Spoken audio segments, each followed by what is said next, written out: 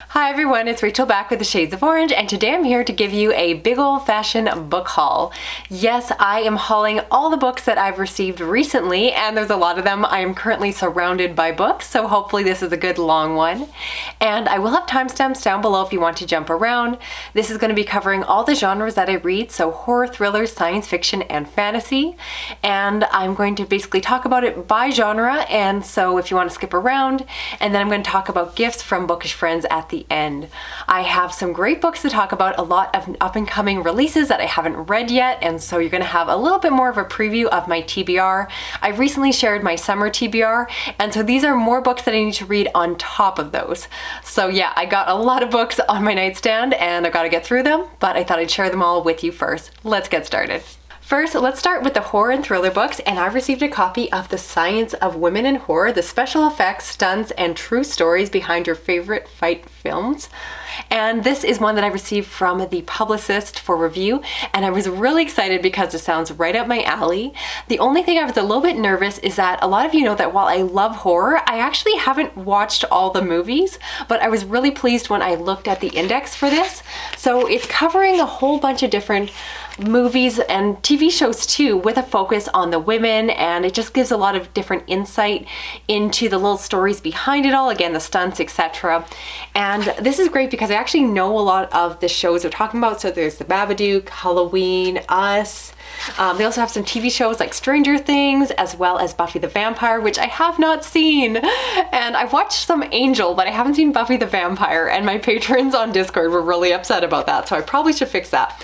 But I have started to read this. It's really interesting. I'm kind of picking my way through it, and I definitely think that if you're a horror movie buff, this is definitely one you'll want to check out. And while it's technically focused around horror surrounding women, I will say that the book, while it's feminist, it's definitely not written for women. So if you're a male horror buff, I do think you'll enjoy this one just as much. It's definitely just written for horror lovers, so you can't go wrong here. And yeah, super cool. I can't wait to give you a full review. But yeah, I'm really enjoying this one so far. Next, we have one that I actually read last year, but I got the opportunity to get a review copy of the paperback edition. So Quirk Books contacted me that Whisper Down the Lane by Clay McLeod Chapman is now available on paperback, and I really like the updated cover. The first one, the hardback, was in black, and so this one is red. And this is a thriller following two different timelines, one being the present day, where we have a teacher who discovers the dead body of a rabbit, and it appears to be some kind of satanic ritual that has taken place. And then we also follow a different timeline in the past where there is a young boy who has accidentally accused some adults of doing things that they may or may not have done. And this book basically addresses the satanic panic. And I really enjoyed it. I enjoyed seeing how the timelines came together. My complaint about it, if I ever had a complaint, was just that it's actually more about, again, the satanic panic. And I originally, when I picked it up, thought that there was going to be more Satan, and I wanted more demons. I wanted it to be more demonic. But once I knew what I was getting myself into, it is an enjoyable thriller. So I do recommend, you just have to know what you're getting yourself into. So if you're expecting a lot of Satan, you won't find in this book, but if you're expecting a really interesting conversation surrounding the phenomenon of the satanic panic, this is one you might want to check out. Next, we have some review copies that just showed up at my door at the time of recording this. We have Ronald Malfi's Black Mouth. This is a book that was on my summer TBR, and I'm so excited to have an early review copy. Now I've had a chance to look at the back, and basically this is following a group of friends that decades ago left their hometown. Now they are returning back because there was something horrific that happened, something traumatic, and now they need to come back. So it's definitely a book written in the vein of it or all of those other iconic coming of age stories, and I really enjoy them. And you know, I love Ronald Malfi, so I will read anything he writes, but the fact that he's writing something that's right up my alley is very promising. I have a feeling that this is going to end up on my favorites of the year. I'm going to make that prediction right now. Also from Titan Books, I have a copy of The Last Storm by Tim Levin, and this is a post-apocalyptic story set during a time where global warming has gotten to the point that America is just a desert, and then we follow a character named Jesse who has a supernatural ability to make water, but not just water, but also things like scorpions and snakes and spiders. It sounds really weird, but also really cool. I've read a few of his books before and have generally enjoyed them, so I was very eager to check out his new release. And yeah, just, you know, see what it's all about. Beautiful cover here, nice and bright with all the yellow. So yeah, stay tuned. Also, I have some books that I've already reviewed. So I have Fall of the House of Crane by Sydney Wignett, and this is an indie horror book that is a mashup between The Haunting of Hill House as well as Edgar Allan Poe's work, and it was a lot of fun. This is a follow-up to the other book I read, Dracula Ascending, and I enjoyed this one. If I had a complaint of it, it's just the fact that it's a haunted house story, which isn't my favorite, but I happen to know that a lot of my subscribers really like haunted house stories, so this is one that you might want to check out for yourself. And I also have a review copy of Anybody Home by Michael J. Salinger, and this is a interesting story because it is a horror story focused around a home invasion. And for those of you that don't know, home invasions is one of the most terrifying aspects of horror and thrillers for me. I find the situation oh so terrifying because it is possible. When it comes to horror, I find that what I call realistic horror scares me the most because, again, I feel like it could happen. I'm someone who doesn't believe in ghosts, but I do know that home invasions actually exist and actually happen. I believe the author actually experienced one himself, and that was a lot of the inspiration for this book. So long story short, I assume that this book is going to be absolute nightmare fuel. I want to save it for a night where I know my husband is home because this is going to scare me like nobody's business, but I'm really excited for it. I believe this one comes out in July, so not too much longer. Then we have They Drowned Our Daughters by Katrina Monroe, and this is one that is coming out later again in the summer, I think in July, and it follows a town where there is a lot of legend and whispers and potential horror. We follow a daughter who is now taking care of their mother who is suffering from Alzheimer, and the mother believes that the ghosts are real. And so I like the idea of the questioning the mother's sanity. Is she simply losing her mind as her Alzheimer's progresses, or are the ghosts real? It sounds really good. And if you know me, I love when horror addresses a theme of motherhood, so this one sounds really promising. Fingers crossed. Another one I have is Aurora by David Cope, if I'm saying that right. And this one I don't know a lot about. I got the opportunity to go through a review checklist and kind of ask for a couple books based off a selected short list. And this was a thriller that involves a small US town where the lights go off. There is some kind of global event that is happening, and it's focused around the small town, and I believe possibly a woman that lives there that is trying to kind of protect the town, save them, and so forth. So I just know it's kind of an action-packed thriller. I think this author also tends to write like sci-fi thrillers, so I'm definitely hoping there's more heavy sci-fi elements in this one.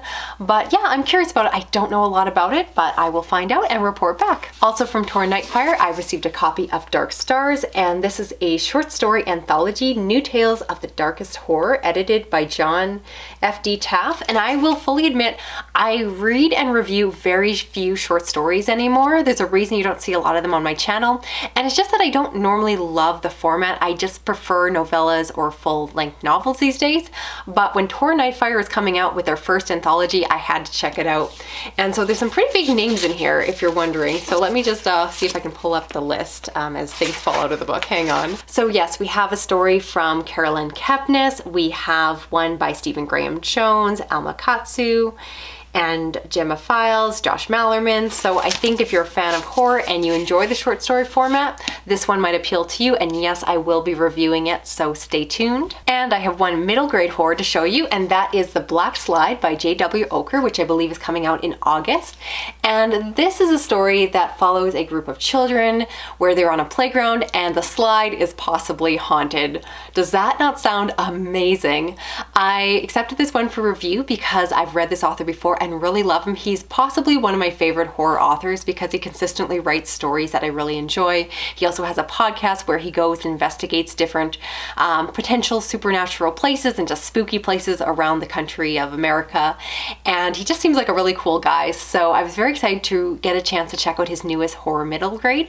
And a lot of you might know that I don't really like young adult horror. However, middle grade horror is a totally different beast. And I find that it can be very entertaining, very creepy, and actually translates really well to adults. Yes, I can tell it's aimed at a younger audience. Yes, it's a shorter book, but I actually find that it works very well, and it's only YA horror that bothers me. So needless to say, I'm really excited for this one, and stay tuned for my review. Next, let's go through the fantasy books that I received for review.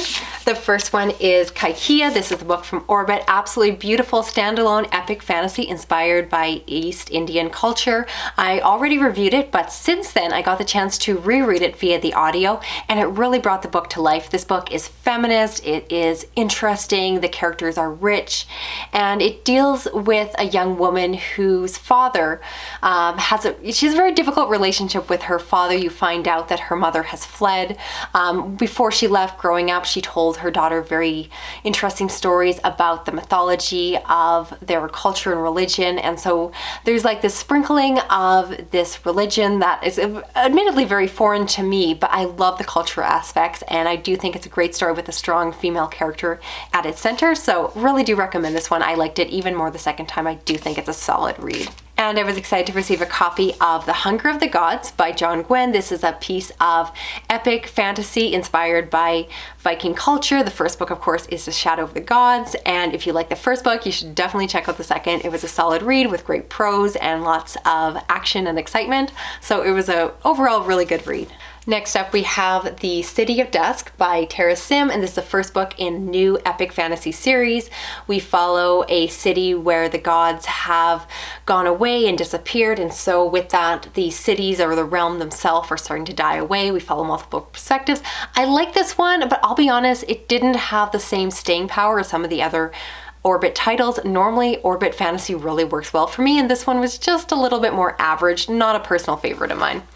However, another Orbit book that really worked well for me, I just talked about it, is The Stardust Thief by Chelsea Abdullah, and this is the first book in a new epic fantasy series inspired by Middle Eastern culture. It involves jinn hunting, there is a prince, there's a thief, there's a bit of romance. It has everything I want. The world building was beautiful, the prose was great, the characters were complex and well fleshed out, and I can't stop thinking about this book. I can't decide if I want to reread this book or just stop thinking about it because the next book won't come out for a while, but I really recommend it. Definitely one of the best new releases I've read in terms of fantasy, and yeah, highly recommend it. I would love to see more people checking this one out. And I also got to catch up on another Orbit fantasy series that has the last book coming out later this year. The first book is We Ride the Storm by David Madsen. The second book is We Lie with Death, and then the third book is We Cry for Blood, and my understanding is that the fourth book and final book is going to be coming out later on.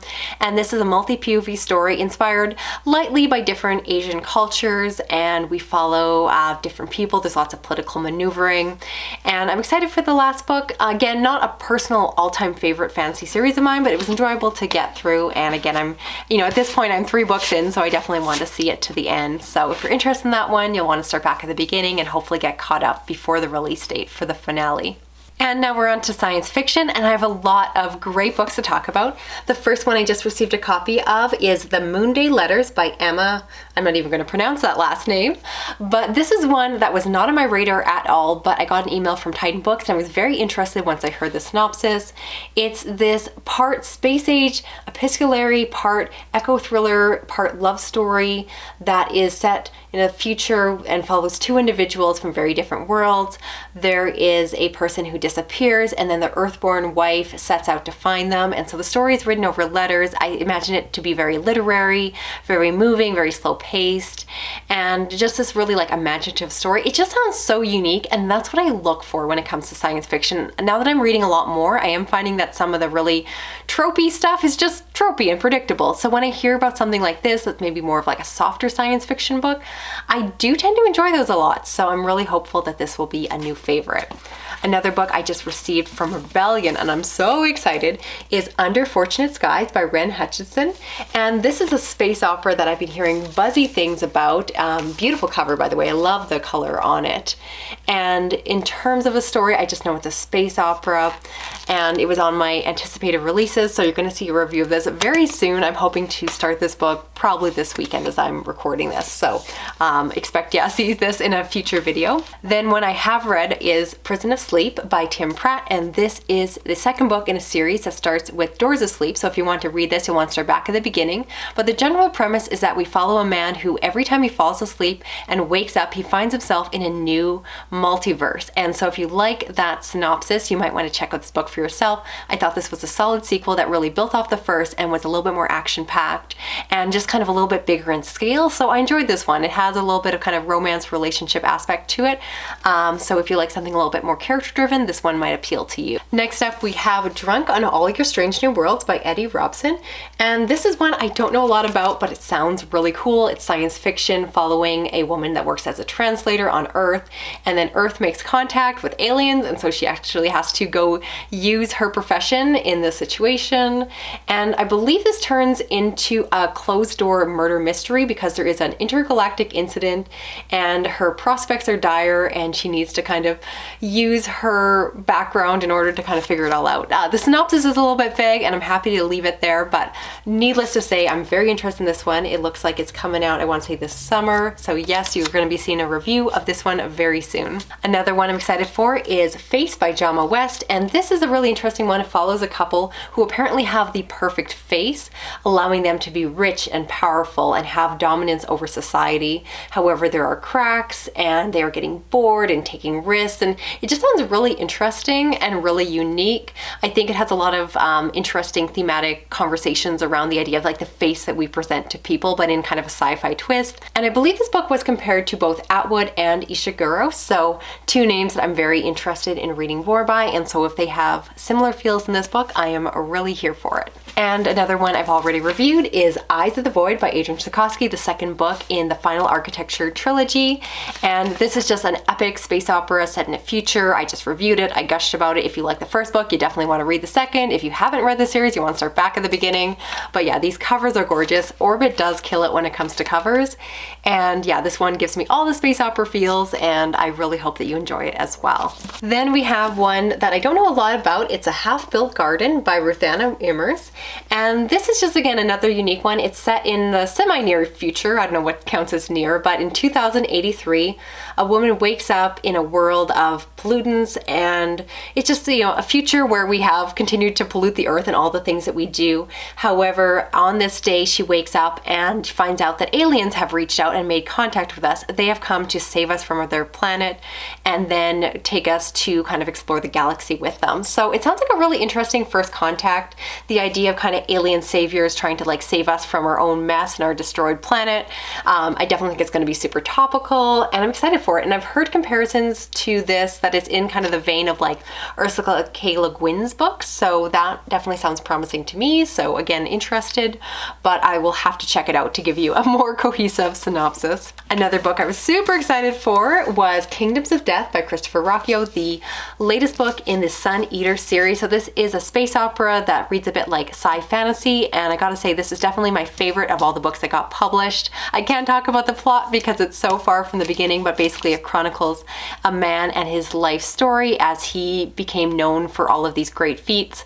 And this book, definitely, we're in the middle of the story, so exciting things are happening. Again, it feels more like space opera. It's more big story, big ideas with a lot of the different kind of conflicts going on, but I can't say anything, so just, you know, go read it for yourself. And another book I have read but I have not reviewed yet, so I'll keep it brief, is The City Inside Us by Samit Basu. And this is a book that is set in New Delhi, and it's a dystopian novel, but a really modern feeling dystopian novel. It's set in a future where the government controls us, so there's questions and conversations around censorship and surveillance, and we follow a young person whose job it is to assist with the marketing of different people, basically like social media influencers, and she's in charge of you know, kind of controlling their feeds. And so again, it uses hyper modern technology because it's all about social media, but again, it follows those classic themes that you would see in something like 1984. So I really like this one. It was diverse, it was unique, and the world building was so cool. So again, stay around for my longer review. I should probably have that up by next week. We shall see. And another book I was so excited to receive was Blind Space by Jeremy Saul, and this is the second book in his series that starts with Stormblood. And this is a really cool book. Basically, it's a cyberpunk thriller that turns more into space opera in the second book, and it's exciting. There is technology, this Stormblood technology, that allows people to kind of enhance their bodies. It gives them adrenaline rush and makes them better soldiers. And then the second book deals with the fallout of the first, and yeah, I admit I liked the first book. I really liked the second one. It gave me Expanse vibes. It was exciting. I thought the character work was great. And it had just a touch of humor, not too much. It definitely felt like a serious book, but just enough character humor to definitely keep me entertained. So if that sounds good, yeah, highly recommend. But again, start at the beginning with Stormblood, which I have somewhere around here. And last, I want to share a few gifts that I received from bookish friends. The first one is 2 trilogies that I received from my good friend Romy. And as you know, I just recently read the trilogy that starts with Crucial Darts by Jacqueline Carey. And so in order to continue on with our buddy reads, she so kindly tracked down all of the books in the 2 companion series and sent them off to me. So thank you so much. I know that it is an expense and a pain in the butt with shipping and all that. So the first series, which we're currently working through, I don't actually know how to say this, Crucial, I don't know what that word is, so I should have looked that up ahead of time. This is not a prepared video, can you tell? My book hauls are complete hot messes. I try to prepare better when I'm doing review videos. But anyway, we got Crucial's Mercy, which is the 3rd book, and I'm totally holding these out of order because we are currently reading the 2nd book, Crucial's Justice. And then the 3rd book, which we have not gotten to yet, is Crucial's Mercy. And I'm enjoying this one. I'll kind of hold off giving you more thoughts until my review. And then we also have the 3 books in the other companion series. And I don't know the order of these offhand, but we have Nama's Blessing, we have Nama's Curse, and Nama's Kiss, which I think is the first one. But yeah, really beautiful covers. Once again, love this series. It deals with pain and pleasure, but don't let the cover scare you away if you just think it's like erotic fantasy. No, it has those sexy moments, but it's also amazing in terms of character development, world building, all of that. I love this series so much. And again, I'll report back once I kind of get each trilogy done. I'll do a review on my channel, so stay tuned. And I also want to mention 2 audiobooks that were gifted to me from my friend Mike. And basically one he sent via Audible because it was an Audible exclusive, and that is Hyperion by Dan Simmons. This is that classic science fiction series that I've never read. So he sent me the first book. I believe it has all cast narration, and he knows, as well as most of you, that I really love audiobooks. So the chance to listen to the audiobook narration, I'm really excited. I will get to this one sometime. We shall see. The other book he sent via Libro FM, and this is basically a nonfiction co-memoir written by the 2 ladies that are behind the scenes on the Office show. So we have a book that is written by both Angela and Pam, or rather the actresses that play them, and I'm really excited for it. I'm blanking on the cover. I think it's my Office BFFs or something. I'll have the cover here. Hopefully the cover is here by now. But I'm really excited for this one. Mike is one of my best friends, so it's kind of perfect to read a book about best friends with one of my best friends who is also obsessed with The Office. We like message each other back and forth with like random quotes from The Office and favorite episode clips and things like that. So really excited for that one. May not review it on my channel, so if I don't, it'll kind of be something I might talk about more on like the Patreon Discord, etc. So that is it for this video here. I'd love to hear, of the books I talked about, which ones are you most hyped about? Again, a lot of these books I still need to review, so I am really excited to hear which books actually live up to my own hype, because I got a lot of hype around a lot of these books, as you can probably tell. If you're new to my channel, I do actually read and review the books that I haul, which makes me kind of a weird enigma on booktube. I feel like no one actually reads their book hauls.